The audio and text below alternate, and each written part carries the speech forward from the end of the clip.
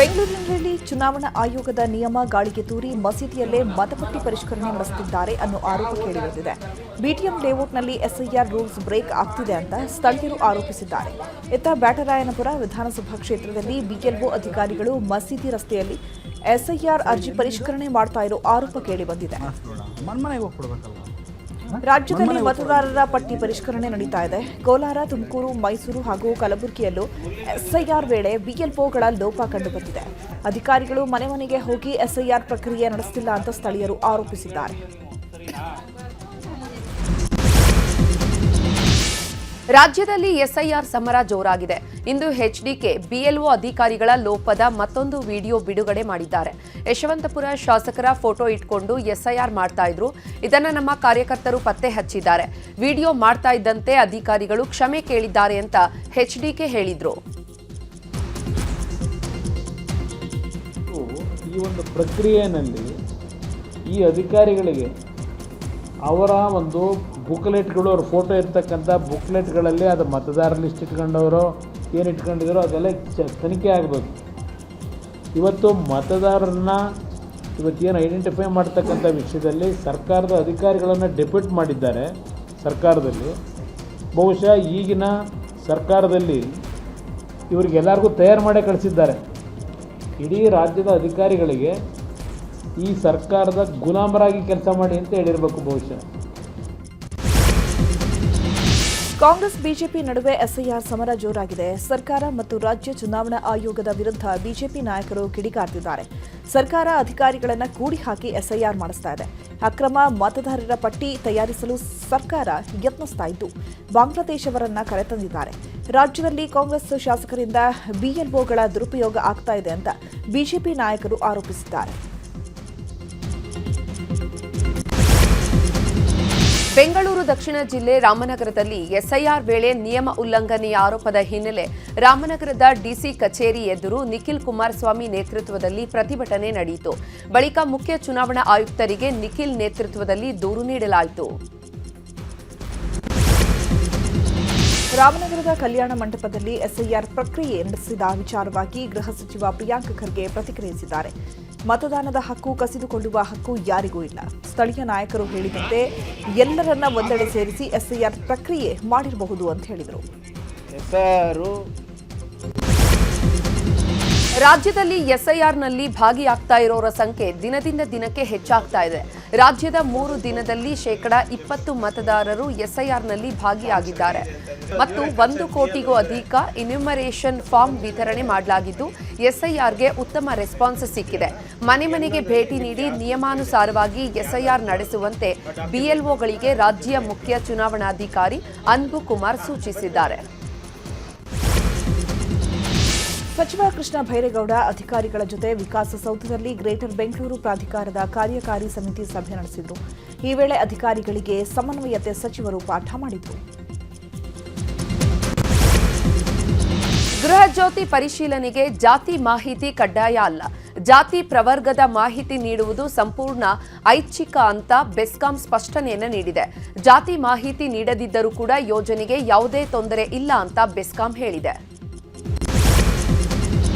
Madavara electronic city ಮಾರ್ಗದ ಪ್ರಯಾಣಿಕರಿಗೆ BMTC bus ದರ ಏರಿಕೆ ಬರೆ ಬೀಳೋ ಸಾಧ್ಯತೆ ಇದೆ. ನೈಸ್ ಟೋಲ್ ದರ ಹೆಚ್ಚಳವಾಗಿರೋದ್ರಿಂದ ದರ ಹೆಚ್ಚಳಕ್ಕೆ ಈಗಾಗಲೇ ಬಿಎಂಟಿಸಿ ಪ್ರಸ್ತಾವನೆ ಸಲ್ಲಿಸಿದೆ. ಇನ್ನುಳಿದಂತೆ ಬೇರೆ ರೂಟ್ನಲ್ಲೂ ದರ ಹೆಚ್ಚಾಗೋ ಸಾಧ್ಯತೆ ಇದೆ. ಬೆಂಗಳೂರಿನಲ್ಲಿ 3ನೇ ದಿನದ ಫುಟ್ಪಾತ್ ಒತ್ತುವರಿ ತೆರವು ಕಾರ್ಯ ನಡೀತಾ ಇದೆ. ನಗರದಲ್ಲಿ ಫುಟ್ಪಾತ್ ತೆರವು ಕಾರ್ಯದಿಂದ ಜನರ ಓಡಾಟಕ್ಕೆ ಅನುಕೂಲವಾಗಿದೆ. ಸಾರ್ವಜನಿಕರು ಸಂತಸ ವ್ಯಕ್ತಪಡಿಸುತ್ತಿದ್ದಾರೆ.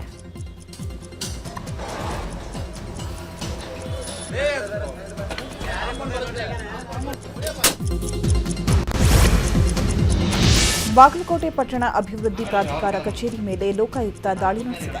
ಸಾರ್ವಜನಿಕ ಕಡತ ವಿಲೇವಾರಿ ವಿಳಂಬ ಆರೋಪ ಹಿನ್ನೆಲೆ ನವನಗರದಲ್ಲಿರುವ ಕಚೇರಿ ಮೇಲೆ ಲೋಕಾಯುಕ್ತ ಎಸ್ಪಿ ನಂದಗಾವಿ ನೇತೃತ್ವದಲ್ಲಿ ದಾಳಿ ನಡೆಸಿ ಪರಿಶೀಲಿಸಲಾಗ್ತಾ ಇದೆ.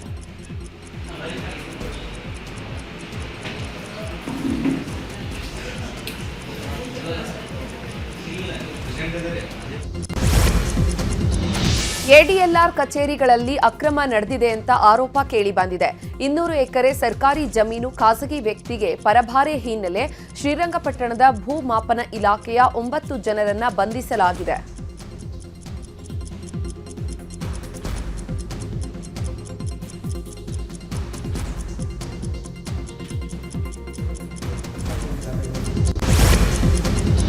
ಆದಾಯ ಮೀರಿ ಆಸ್ತಿಗಳಿಗೆ ಪ್ರಕರಣಕ್ಕೆ ಸಂಬಂಧಪಟ್ಟಂತೆ ಮಾಜಿ ಸಚಿವ ಈಶ್ವರಪ್ಪ ವಿರುದ್ಧ ಕೇಸ್ ದಾಖಲಾಗಿತ್ತು.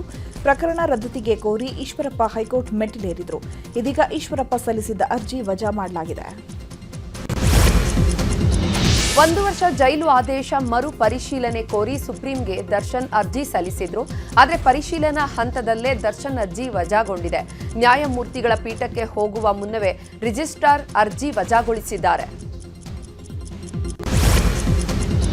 ಹಾವೇರಿಯ ನರೇಕಲ್ ಗ್ರಾಮದಲ್ಲಿ ಹಿಂದೂ ಮುಸ್ಲಿಂ ಗಲಭೆ ಪ್ರಕರಣ ಕುರಿತು ಬಸವರಾಜ ಬೊಮ್ಮಾಯಿ ಪ್ರತಿಕ್ರಿಯಿಸಿದ್ದಾರೆ.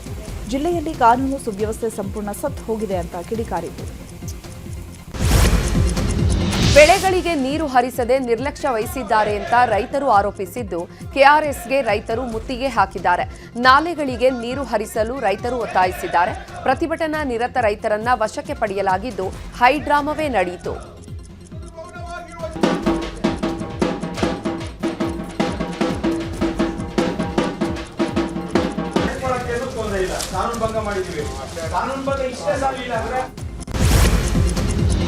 ಕಲುಷಿತ ನೀರು ಸೇವಿಸಿ 80ಕ್ಕೂ ಅಧಿಕ ಜನ ಅಸ್ವಸ್ಥಗೊಂಡಿರುವ ಘಟನೆ ಚಿಕ್ಕಬಳ್ಳಾಪುರದ ಶಿಡ್ಲಘಟ್ಟ ತಾಲೂಕಿನ ಚಿಕ್ಕತೇಕಹಳ್ಳಿ ಗ್ರಾಮದಲ್ಲಿ ನಡೆದಿದೆ. ಈ ಬಗ್ಗೆ ನ್ಯೂಸ್ 18 ವರದಿ ಬಿತ್ತರಿಸಿತ್ತು. ಇದರ ಬೆನ್ನಲ್ಲೇ ಸ್ಥಳಕ್ಕೆ ಅಧಿಕಾರಿಗಳು ಮನೆ ಮನೆಗೂ ಭೇಟಿ ನೀಡಿ ತಪಾಸಣೆ ನಡೆಸಿದ್ದಾರೆ.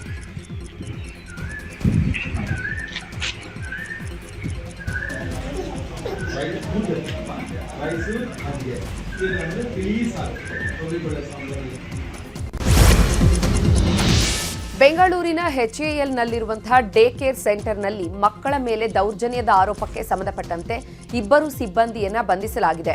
ಡೇ ಕೇರ್ ಸಿಬ್ಬಂದಿ ವಿಜಯಲಕ್ಷ್ಮಿ ಸೇರಿದಂತೆ ಇನ್ನೊಬ್ಬರನ್ನ ಬಂಧಿಸಲಾಗಿದೆ. ಇನ್ನು 3 ಸಿಬ್ಬಂದಿಗೆ ನೋಟಿಸ್ ನೀಡಲಾಗಿದೆ. ಎಚ್ಎಎಲ್ ಪೊಲೀಸರಿಂದ ತನಿಖೆ ಮುಂದುವರೆದಿದೆ. ಗುಡಿಬಂಡೆ ಸರ್ಕಾರಿ ಶಾಲೆ ದುಸ್ಥಿತಿ ಬಗ್ಗೆ ವರದಿ ಬಿತ್ತರಿಸಿತ್ತು ನ್ಯೂಸ್ 18. ಈ ವೇಳೆ ಮಾತನಾಡಿದ ಮುಖ್ಯ ಶಿಕ್ಷಕ ಶಂಕರ್ ಕೊಠಡಿ ಸಮಸ್ಯೆ ಬಗ್ಗೆ ಹೇಳಿಕೊಂಡಿದ್ರು. ಇದೀಗ ಸರ್ಕಾರ ಮೇಲಾಧಿಕಾರಿಗಳ ಗಮನಕ್ಕೆ ತಾರದೆ ಪ್ರತಿಕ್ರಿಯೆ ನೀಡಿದ್ದೀರಿ ಅಂತ ಶಿಕ್ಷಕ ಶಂಕರನ್ನ ಅಮಾನತು ಮಾಡಿದ್ದಾರೆ. ಅನ್ನಭಾಗ್ಯದ ಇಂದಿರಾ ಕಿಟ್ ಯೋಜನೆ ಇನ್ನೂ ಜಾರಿಯಾಗಿಲ್ಲ. ಕ್ಯಾಬಿನೆಟ್ ಒಪ್ಪಿಗೆ ಸಿಕ್ಕರೂ ಇಂದಿರಾ ಕಿಟ್ ಯೋಜನೆ ಅನುಷ್ಠಾನಕ್ಕೆ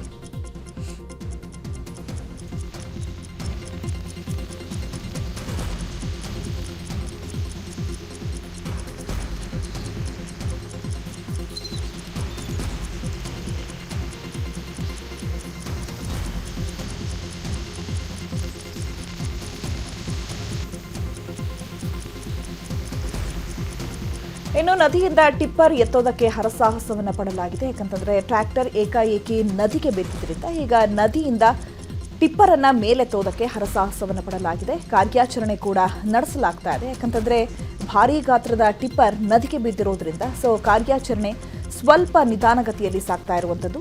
ನದಿಯಿಂದ ಟಿಪ್ಪರ್ ಎತ್ತೋದಕ್ಕೆ ಹರಸಾಹಸ ಪಡಲಾಗಿದೆ. ಬಾಗಲಕೋಟೆಯ ಕೋಲಾರ ಸೇತುವೆಯಿಂದ ಟಿಪ್ಪರ್ ಬಿದ್ದು ಚಾಲಕ ಮೃತಪಟ್ಟು ಕ್ಲೀನರ್ ಅದೃಷ್ಟವಶಾತ್ ಇದರಲ್ಲಿ ಪಾರಾಗಿದ್ದ.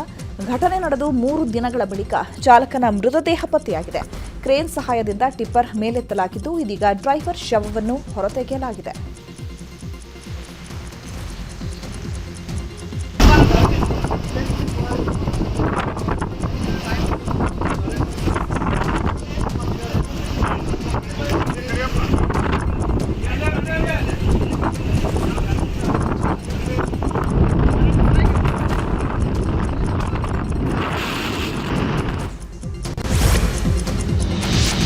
ಆರು ವರ್ಷದ ಮಗುವಿಗೆ 121 ರೂಪಾಯಿ ಬಸ್ ಟಿಕೆಟ್ ನೀಡಿ ಕೆಎಸ್ಆರ್ಟಿಸಿ ಇವಿ ಎಸಿ ಬಸ್ ನಿರ್ವಾಹಕ ಎಡವಟ್ಟು ಮಾಡಿದ್ದಾರೆ. ದಾವಣಗೆರೆ ಚಿತ್ರದುರ್ಗಕ್ಕೆ ಹೊರಟಿದ್ದಂತಹ ಇವಿ ಬಸ್ನಲ್ಲಿ ಈ ಘಟನೆ ನಡೆದಿದೆ. ಉತ್ತರ ಪ್ರದೇಶದ ಕೌಶಂಬಿ ಜಿಲ್ಲೆಯಲ್ಲಿ ಎಲ್ಪಿಜಿ ತುಂಬಿದ್ದ ಟ್ಯಾಂಕರ್ ಒಂದು ನೇರವಾಗಿ ಟೋಲ್ ಪ್ಲಾಜಾದ ಡಿವೈಡರ್ಗೆ ಡಿಕ್ಕಿ ಹೊಡೆದಿದೆ. ಡಿಕ್ಕಿ ಹೊಡೆದು ಟ್ಯಾಂಕರ್ ಸ್ಫೋಟಗೊಂಡಿದೆ. ಘಟನೆಯಲ್ಲಿ 4 ಸಾವನ್ನಪ್ಪಿದ್ದಾರೆ ಎನ್ನಲಾಗಿದೆ. ಇದರಲ್ಲಿ 5 ಗಾಯಗೊಂಡಿದ್ದು ಚಿಕಿತ್ಸೆ ನೀಡಲಾಗ್ತಾ ಇದೆ.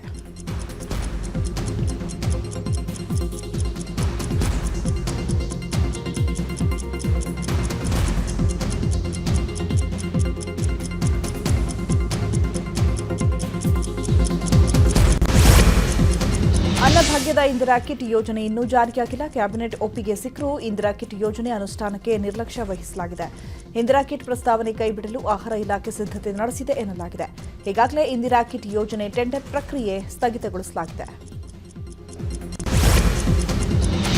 ಬೆಂಗಳೂರು ದಕ್ಷಿಣ ಜಿಲ್ಲೆಯ ಕನಕಪುರದ ದೇಗುಲ ಮಠ ಶ್ರೀಗಳ ಪುಣ್ಯಾರಾಧನಾ ಕಾರ್ಯಕ್ರಮದಲ್ಲಿ ಸಿಎಂ ಡಿಕೆ ಶಿವಕುಮಾರ್ ಭಾಗಿಯಾಗಿದ್ದಾರೆ. ಸಹೋದರ ಡಿಕೆ ಸುರೇಶ್ ಜೊತೆಗೆ ಆಗಮಿಸಿದ ಸಿಎಂ ಡಿಕೆಶಿ ಕಾರ್ಯಕ್ರಮದಲ್ಲಿ ಭಾಗಿಯಾದರು. ಮಾಜಿ ಸಿಎಂ ಯಡಿಯೂರಪ್ಪ ಕೂಡ ದೇಗುಲ ಮಠಕ್ಕೆ ಭೇಟಿ ನೀಡಿ ಶ್ರೀ ಮುಮ್ಮಡಿ ನಿರ್ಮಾಣ ಮಹಾಸ್ವಾಮಿಗಳ ಪುಣ್ಯಾರಾಧನೆ ಕಾರ್ಯಕ್ರಮದಲ್ಲಿ ಭಾಗಿಯಾದರು.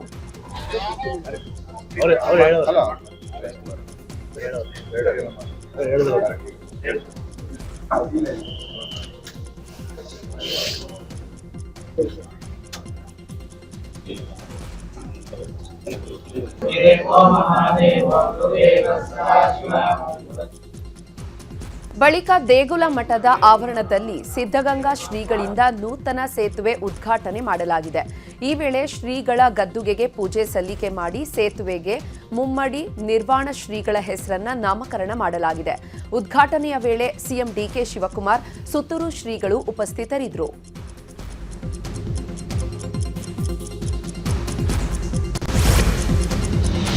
ಕ್ರಿಕೆಟಿಗ ರಾಹುಲ್ ದ್ರಾವಿಡ್ ಪತ್ನಿ ಜೊತೆ ಕೊಪ್ಪಳದ ಗಂಗಾವತಿ ತಾಲೂಕಿನ ಅಂಜನಾದ್ರಿ ಬೆಟ್ಟಕ್ಕೆ ಭೇಟಿ ನೀಡಿದ್ದಾರೆ. ಆಂಜನೇಯನಿಗೆ ವಿಶೇಷ ಪೂಜೆ ಸಲ್ಲಿಸಿ ಬಳಿಕ ಆನೆಗುಂದಿ ಭಾಗದ ಪ್ರಾಕೃತಿಕ ಸೌಂದರ್ಯ ವೀಕ್ಷಿಸಿದರು. ಬಳಿಕ ದೇವಸ್ಥಾನ ಸಿಬ್ಬಂದಿ ಹಾಗೂ ಅಭಿಮಾನಿಗಳು ರಾಹುಲ್ ದ್ರಾವಿಡ್ ಜೊತೆ ಫೋಟೋ ಕ್ಲಿಕ್ಕಿಸಿಕೊಂಡರು. ರಾಮಮಂದಿರದಲ್ಲಿ ದೇಣಿಗೆ ಲೂಟಿ ಪ್ರಕರಣಕ್ಕೆ ಸಂಬಂಧಪಟ್ಟಂತೆ ಆರ್ಎಸ್ಎಸ್ ಮೊದಲ ಪ್ರತಿಕ್ರಿಯೆ ನೀಡಿದೆ. ಲಕ್ಷಾಂತರ ಭಕ್ತರು ನಂಬಿಕೆಯನ್ನು ಇಟ್ಟಿರುವಂತಹದ್ದು, ದೇಣಿಗೆಯನ್ನು ಕೊಟ್ಟಿದ್ದಾರೆ. ಅಂತಹ ಭಕ್ತರ ನಂಬಿಕೆಗೆ ಘಾಸಿಯಾಗಿದೆ.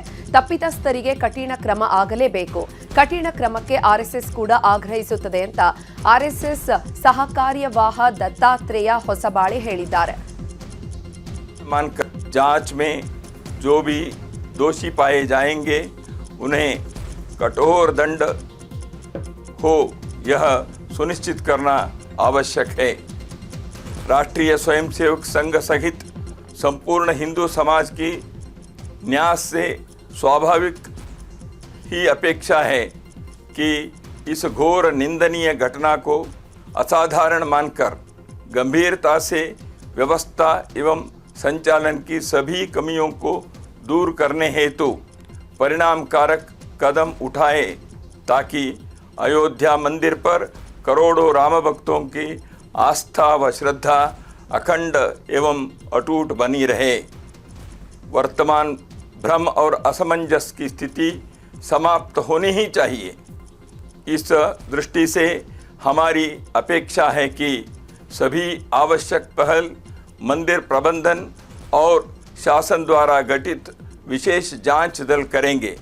जांच में ಅಯೋಧ್ಯೆ ರಾಮಮಂದಿರ ದೇಣಿಗೆ ಲೂಟಿ ಕೇಸ್ಗೆ ಸಂಬಂಧಪಟ್ಟಂತೆ ಆರೋಪಿಗಳ ಪರ ಉತ್ತರ ಪ್ರದೇಶ ಡಿಸಿಎಂ ಕೇಶವ್ ಪ್ರಸಾದ್ ಮೌರ್ಯ ಬ್ಯಾಟ್ ಬೀಸಿದ್ದಾರೆ. ಚಂಪತ್ ರಾಯ್ ರಾಮಮಂದಿರ ಹೋರಾಟದ ಭಾಗವಾಗಿದ್ರು, ತಪ್ಪು ಮಾಡಿದವರ ವಿರುದ್ಧ ಕ್ರಮ ಆಗಲಿದೆ. ಎಸ್ಐಟಿ ತನಿಖೆ ಮಾಡ್ತಾ ಇದೆ ಅಂತ ಹೇಳಿದರು.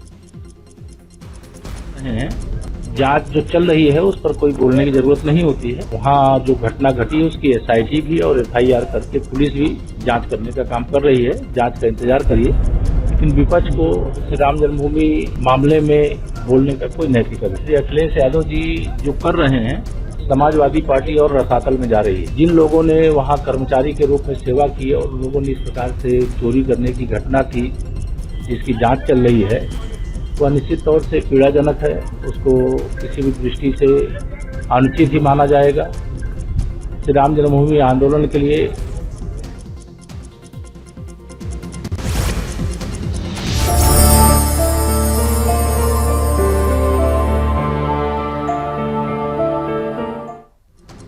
ಡಿಕೆ ಶಿವಕುಮಾರ್ ಮುಖ್ಯಮಂತ್ರಿಯಾಗಿ ಅಧಿಕಾರ ವಹಿಸಿಕೊಂಡು ಇಂದಿಗೆ 1 ತಿಂಗಳು.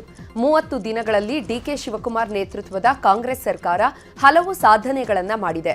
ಹೊಸ ಯೋಜನೆ, ನಿರ್ಧಾರಗಳನ್ನು ಕೈಗೊಂಡು ರಾಜ್ಯದ ಸರ್ವತೋಮುಖ ಅಭಿವೃದ್ಧಿಗೆ ಶ್ರಮಿಸುತ್ತಿದ್ದಾರೆ ಡಿಕೆ ಶಿವಕುಮಾರ್.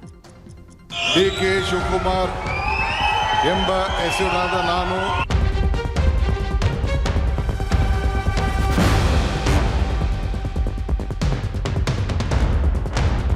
ಡಿಕೆ ಶಿವಕುಮಾರ್ ಕಾಂಗ್ರೆಸ್ ಪಕ್ಷದ ಕಟ್ಟಾಳು ಕನಸು ಕಂಡ ಗುರಿಯನ್ನ ಸಾಧಿಸಿಯೇ ತೀರುವ ಛಲದಂಕಮಲ್ಲ. ಮುಖ್ಯಮಂತ್ರಿಯಾಗಿ ಅಧಿಕಾರ ವಹಿಸಿಕೊಂಡು ಇಂದಿಗೆ 1 ತಿಂಗಳಾಗಿದೆ. ಜೂನ್ 3ರಂದು ಲೋಕಭವನದಲ್ಲಿ ನಡೆದಂತ ಭವ್ಯ ಕಾರ್ಯಕ್ರಮದಲ್ಲಿ ರಾಜ್ಯದ 25ನೇ ಮುಖ್ಯಮಂತ್ರಿಯಾಗಿ ಅಜ್ಜಯ್ಯನ ಹೆಸರಿನಲ್ಲಿ ಪ್ರಮಾಣ ವಚನ ಸ್ವೀಕರಿಸಿ ಪಟ್ಟಕ್ಕೇರಿದ್ರು. ಈ 30 ದಿನಗಳಲ್ಲಿ ರಾಜ್ಯದ ಅಭಿವೃದ್ಧಿಗೆ ಡಿಕೆ ಶಿವಕುಮಾರ್ ನೇತೃತ್ವದ ಕಾಂಗ್ರೆಸ್ ಸರ್ಕಾರ ತೆಗೆದುಕೊಂಡ ಮಹತ್ವದ ನಿರ್ಧಾರಗಳು 10 ಹಲವು. ನಾನು ಡಿಕೆ ಶಿವಕುಮಾರ್ ಎಂಬ ಹೆಸರಿನಾದ ನಾನು ಕಾನೂನು ಮೂಲಕ ಸ್ಥಾಪಿತವಾದ ಭಾರತದ ಸಂವಿಧಾನ ವಿಷಯದಲ್ಲಿ ನಿಜವಾದ ಶ್ರದ್ಧೆ ಮತ್ತು ನಿಷ್ಠೆಯನ್ನು ಹೊಂದಿರುತ್ತೇನೆಂದು ಗಂಗಾಧರಜ್ಜನ ಹೆಸರಿನಲ್ಲಿ ಪ್ರಮಾಣ ಮಾಡುತ್ತೇನೆ. ಶ್ರದ್ಧಾಪೂರ್ವಕವಾಗಿ ಪ್ರತಿಜ್ಞೆಯನ್ನು ಮಾಡುತ್ತೇನೆ. ವಿದ್ಯಾರ್ಥಿಗಳಿಗೆ ಉಚಿತ ಬಸ್ ಪಾಸ್. ಆರಾಧ್ಯ ದೈವ ಅಜ್ಜಯ್ಯನ ಹೆಸರಲ್ಲಿ ಶಪಥ ಮಾಡಿದ ಸಿಎಂ ಡಿಕೆ ಶಿವಕುಮಾರ್ ಮೊದಲ ಕ್ಯಾಬಿನೆಟ್ನಲ್ಲಿ ಹಲವು ಮಹತ್ವದ ಯೋಜನೆಗಳ ಜಾರಿಗೆ ನಿರ್ಧಾರವನ್ನ ತೆಗೆದುಕೊಂಡರು. ಪ್ರಮುಖವಾಗಿ ಇಷ್ಟು ದಿನ ವಿದ್ಯಾರ್ಥಿನಿಯರಿಗೆ ಮಾತ್ರ ಇದ್ದಂತ ಉಚಿತ ಬಸ್ ಪಾಸ್ ಸೇವೆಯನ್ನ ಎಲ್ಲ ವಿದ್ಯಾರ್ಥಿಗಳಿಗೂ ವಿಸ್ತರಿಸಿ ಬಡ ಕುಟುಂಬದ ಮಕ್ಕಳಿಗೆ ಅನುಕೂಲ ಮಾಡಿಕೊಟ್ಟಿದ್ದಾರೆ. ಎಲ್ಲ ವಿದ್ಯಾರ್ಥಿಗಳು ಯಾರೇ ಆಗಿರಲಿ ವಿದ್ಯಾರ್ಥಿಗಳು, ಸೊ ಕಾಲೇಜ್ವರೆಗೂ ಕೂಡ ಯಾರ್ಯಾರು ವಿದ್ಯಾರ್ಥಿ ಕಾಲೇಜ್ ಇರ್ಬೋದು, PG ಇರ್ಬೋದು, PUC ಇರ್ಬೋದು, SSLC ಇರ್ಬೋದು, ಎಲ್ಲ ಪಾಸ್ಗಳನ್ನು ಏನು ನಾವು ಕೊಡ್ತಾ ಇದ್ದೇವೆ ಅದಕ್ಕೆ ಯಾರಿಗೂ ಕೂಡ ಚಾರ್ಜ್ ಮಾಡದೆ ಫ್ರೀಯಾಗೆ ವಿದ್ಯಾರ್ಥಿಗಳಿಗೆ ಫ್ರೀ ಬಸ್ ಪಾಸನ್ನು ಕೊಡ್ತೇವೆ. ಇಷ್ಟೇ ಅಲ್ಲ, ರಾಜ್ಯದಲ್ಲಿ ಯುವ ಶಕ್ತಿ ನಿರ್ಮಿಸಲಿಕ್ಕೆ ದೃಢ ಸಂಕಲ್ಪ ಕೈಗೊಂಡಿರುವಂತ ಡಿಕೆ ಶಿವಕುಮಾರ್ ಹಲವು ಯೋಜನೆಗಳನ್ನ ರೂಪಿಸಿದ್ದಾರೆ. ತಿಂಗಳು 1 ಸಾಧನೆ ಹಲವಾರು. ವಿದ್ಯಾರ್ಥಿಗಳಿಗೇನೋ ಕೊಡುಗೆ. ಪ್ರತಿ ಪಂಚಾಯತ್ನಲ್ಲೂ ಭಾರತ ಜೋಡೋ ಯುವಕರ ಸಂಘ ಸ್ಥಾಪಿಸಿ ಇದಕ್ಕೆ ರಾಜ್ಯ ಸರ್ಕಾರ ಅನುದಾನ ನೀಡಲಿದೆ. ಖಾಸಗಿ ವಲಯದಲ್ಲಿ ಉದ್ಯೋಗ ವಿನಿಮಯ ಕೇಂದ್ರ. ಬಾಕಿ ಇರುವಂತ 72,000 ಸರ್ಕಾರಿ ಹುದ್ದೆಗಳ ನೇಮಕಾತಿಗೆ 6 ತಿಂಗಳ ಗಡುವು. ವಿದ್ಯಾರ್ಥಿಗಳಿಗಾಗಿ ದೆಹಲಿಯಲ್ಲಿ ಕರ್ನಾಟಕ ಭವನ ನಿರ್ಮಾಣದ ಗುರಿಯನ್ನ ಸಿಎಂ ಡಿಕೆ ಶಿವಕುಮಾರ್ ಹೊಂದಿದ್ದಾರೆ. ಸರ್ಕಾರ ಈಗಾಗಲೇ 56,000 ಉದ್ಯೋಗ ಕೊಡ್ತೀವಿ ಅಂತ ಅನೌನ್ಸ್ಮೆಂಟ್ ಮಾಡಿದ್ದೀವಿ. ಕರಿಬೇಕಾಯಿತು ನಾವು ಅರ್ಜಿ ಕರೆಯೋಕ್ಕೆ ಕೆಲವು ಇಶ್ಯೂಸ್ ಮಧ್ಯೆ ಬಂತು. ಈಗ ಸೆಟ್ಲ್ ಆಗಿದೆ ಅದು. ಅದಕ್ಕೆ ಸದ್ಯದಲ್ಲೇ ಒಂದು ಕ್ಯಾಲೆಂಡರ್ ಕೂಡ ನಾವು ಯಾವತ್ತು ಕರಿತೀವಿ ಏನು ಅಂತೇಳಿ ಸದ್ಯದಲ್ಲೇ ಎಲ್ಲ ನೆಕ್ಸ್ಟ್ ಕ್ಯಾಬಿನೆಟ್ ಅಷ್ಟೊತ್ತಿಗೆ ಎಲ್ಲ ಡಿಪಾರ್ಟ್ಮೆಂಟ್ ಅವ್ರನ್ನೆಲ್ಲ ಕರೆದು ಪ್ರೋಸೆಸ್ ಯಾವ ರೀತಿ ಶುರು ಮಾಡ್ತೀರಾ, ಯಾವತ್ತು ನೀವು ನೋಟಿಫಿಕೇಶನ್ ಮಾಡ್ತೀರಾ ಅಂತೇಳಿ ಕ್ಯಾಲೆಂಡರ್ನ ನಿಮಗೆ ರಿಲೀಸ್ ಮಾಡ್ತೀವಿ. ಬ್ರಾಂಡ್ ಬೆಂಗಳೂರು ಡಿಕೆ ಶಿವಕುಮಾರ್ ಅವರ ಮಹತ್ವಾಕಾಂಕ್ಷೆಯ ಕನಸಿನ ಕೂಸಾಗಿದೆ. ಇದಕ್ಕಾಗಿಯೇ ರಾಜಧಾನಿಯ ಅಭಿವೃದ್ಧಿಗೆ ವಿಶೇಷ ಕ್ರಮಗಳನ್ನ ತೆಗೆದುಕೊಂಡಿದ್ದಾರೆ. ತಿಂಗಳು 1 ಸಾಧನೆ ಹಲವಾರು. ಬೆಂಗಳೂರಿಗೆ ಏನು ಪ್ಲಾನ್? ಬೆಂಗಳೂರು ನಗರದ ರಸ್ತೆ ಗುಂಡಿಗಳನ್ನು ಮುಚ್ಚಲಿಕ್ಕೆ 2,000 ಕೋಟಿ ರೂಪಾಯಿ ಮೊತ್ತದ ಯೋಜನೆ. ಮೆಟ್ರೋ RRTSಗೆ ವಿಶೇಷ ಅನುದಾನಕ್ಕೆ ಕೇಂದ್ರ ಸರ್ಕಾರದ ಜೊತೆ ಚರ್ಚೆ. ಕೆಂಪೇಗೌಡ ಲೇಔಟ್ನಲ್ಲಿ SM ಕೃಷ್ಣ ರಸ್ತೆ ಉದ್ಘಾಟನೆ. ಹೆಬ್ಬಾಳ ಜಂಕ್ಷನ್ನಿಂದ ಮೇಕೆರೆ ವೃತ್ತದವರೆಗೂ ಸುರಂಗ ರಸ್ತೆ ನಿರ್ಮಾಣಕ್ಕೆ ಶಂಕುಸ್ಥಾಪನೆ. ಬೆಂಗಳೂರನ್ನ ಹಸಿರೀಕರಣ ಮಾಡಲಿಕ್ಕೆ ವಿಶೇಷ ಕ್ರಮಗಳನ್ನು ಡಿಕೆ ಶಿವಕುಮಾರ್ ತೆಗೆದುಕೊಂಡಿದ್ದಾರೆ.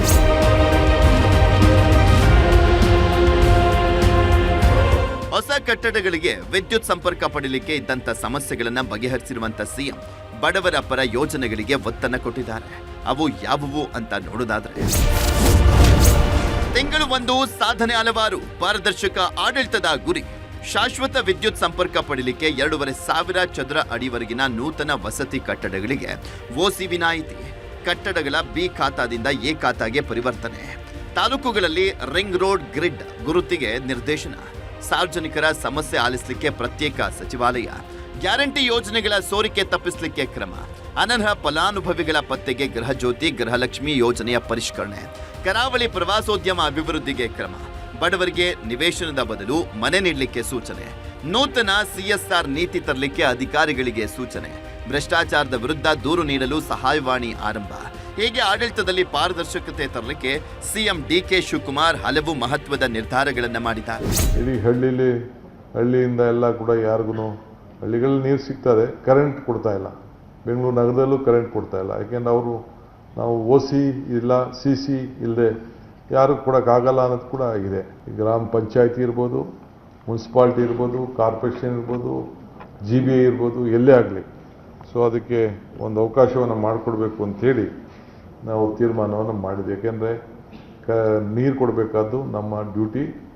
ಎಲೆಕ್ಟ್ರಿಸಿಟಿ ಕೆಲವೆಲ್ಲ ಟೆಂಪ್ರರಿ ಕಲೆಕ್ಷನ್ಸ್ ತೆಗೆದುಕೊಂಡಿದ್ದಾರೆ. ಆ ದೃಷ್ಟಿಯಿಂದ ಅದನ್ನೆಲ್ಲ ಯಾವ ರೀತಿ ಒಂದು ಸರ್ಕಾರದ ಮಟ್ಟಿಂದ ಇವತ್ತು ಅವ್ರಿಗೊಂದು ರಿಲೀಫ್ ಕೊಡಬೇಕು ಅಂತ ತೀರ್ಮಾನ ಮಾಡಿದ್ದು. ರಾಜ್ಯದಲ್ಲಿನ ಅಪರಾಧಗಳು, ಡ್ರಗ್ಸ್ ದಂಧೆಗೆ ಸಂಪೂರ್ಣವಾಗಿ ಕಡಿವಾಣ ಹಾಕಲಿಕ್ಕೆ ಡಿಕೆ ಶಿವಕುಮಾರ್ ಸರ್ಕಾರ ಪಣ ತೊಟ್ಟಿದೆ. ತಿಂಗಳು ಒಂದು, ಸಾಧನೆ ಹಲವಾರು. ಅಪರಾಧ ತಡೆಗೆ ಆಕ್ಷನ್ ಪ್ಲಾನ್. ರೌಡಿಗಳ ನಿಗ್ರಹಕ್ಕೆ ಜಿಲ್ಲೆಗೊಂದು ಪಡೆ ರಚನೆ. ಮೀಟರ್ ಬಡ್ಡಿ ದಂಧೆಗೆ ಕಡಿವಾಣ ಹಾಕಲು ನಿರ್ದೇಶನ. ಅಮಲು ಭರಿಸುವ ಪಾನ್ ಮಸಾಲ ನಿಷೇಧಕ್ಕೆ ಕ್ರಮ. ಡ್ರಗ್ಸ್ ಬಗ್ಗೆ ಮಾಹಿತಿ ನೀಡಿದವರಿಗೆ ಬಹುಮಾನ ಸೇರಿದಂತೆ 2028ರ ಒಳಗೆ ನಶೆ ಮುಕ್ತ ಕರ್ನಾಟಕ ನಿರ್ಮಾಣದ ಗುರಿಯನ್ನ ಹೊಂದಲಾಗಿದೆ. ಡ್ರಗ್ ಮುಕ್ತ ಕರ್ನಾಟಕ ಕೇವಲ ಕರ್ನಾಟಕದ ಘೋಷಣೆ ಅಲ್ಲ, ಇದು ಇಲ್ಲ ಸರ್ಕಾರದ ಘೋಷಣೆ ಅಲ್ಲ, ಪ್ರತಿಯೊಬ್ಬ ಕನ್ನಡಿಗರ ಸಂಕಲ್ಪ ಇದು. ಆ ಸಂಕಲ್ಪಕ್ಕೆ ನೀವು ಕೈ ಜೋಡಿಸಬೇಕು. ಇದರ ಜೊತೆಗೆ ನೀರಾವರಿ ಯೋಜನೆಗಳಿಗೂ ಡಿಕೆಶಿ ನೇತೃತ್ವದ ಕಾಂಗ್ರೆಸ್ ಸರ್ಕಾರ ವೇಗವನ್ನ ಕೊಟ್ಟಿದೆ. ತಿಂಗಳು ಒಂದು, ಸಾಧನೆ ಹಲವಾರು. ನೀರಾವರಿ ಯೋಜನೆಗಳಿಗೆ ವೇಗ. ಕಲ್ಯಾಣ ಕರ್ನಾಟಕ ಭಾಗದ ಜೀವನಾಡಿ ತುಂಗಭದ್ರಾ ಜಲಾಶಯದ ಕ್ರಸ್ಟ್ ಗೇಟ್ಗಳು ಕಳೆದ ವರ್ಷ ಹಾಳಾಗಿದ್ವು. 6 ತಿಂಗಳಲ್ಲಿ ಡ್ಯಾಂಗೆ ನೂತನ ಕ್ರಸ್ಟ್ ಗೇಟ್ಗಳನ್ನು ಅಳವಡಿಸಲಾಗಿದ್ದು ಡಿಕೆ ಶಿವಕುಮಾರ್ ಉದ್ಘಾಟಿಸಿದ್ರು. ಇದು ರೈತರಲ್ಲಿ ಹರ್ಷವನ್ನ ಮೂಡಿಸಿದೆ.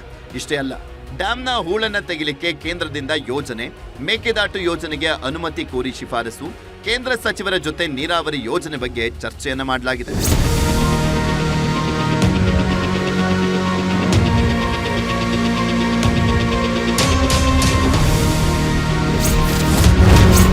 ತಿಂಗಳು ಒಂದು, ಸಾಧನೆ ಹಲವಾರು. ರೈತರ ಹಿತರಕ್ಷಣೆಗೆ ಬದ್ಧ. ಇನ್ನು ರಾಜ್ಯದ ಅನ್ನದಾತರ ಹಿತವನ್ನ ಕಾಯಲಿಕ್ಕೆ ಕಾಂಗ್ರೆಸ್ ಸರ್ಕಾರ ಬದ್ಧವಾಗಿದೆ. ರೈತರ ಹಿತಕ್ಕಾಗಿ ವಿಶೇಷ ಯೋಜನೆಗಳು, ಬರ ಪರಿಸ್ಥಿತಿ ನಿರ್ವಹಿಸಲಿಕ್ಕೆ ಸಿದ್ಧತೆಗೆ ಸಭೆ, ರೈತರಿಗೆ ಸಕಾಲದಲ್ಲಿ ಬೀಜ, ಗೊಬ್ಬರ ಪೂರೈಕೆಗೆ ಸೂಚನೆ ನೀಡಿರುವಂತಹ ಸಿಎಂ ಡಿಕೆ ಶಿವಕುಮಾರ್ ಮಾವು ಬೆಳೆಗಾರರಿಗೆ ಪ್ರೋತ್ಸಾಹಧನ ಘೋಷಣೆ ಮಾಡಿದ್ದಾರೆ. ಒಟ್ಟಿನಲ್ಲಿ ಸಿಎಂ ಡಿಕೆ ಶಿವಕುಮಾರ್ ರಾಜ್ಯದ ಸರ್ವತೋಮುಖ ಅಭಿವೃದ್ಧಿಗೆ ಟೊಂಕ ಕಟ್ಟಿದ್ದಾರೆ.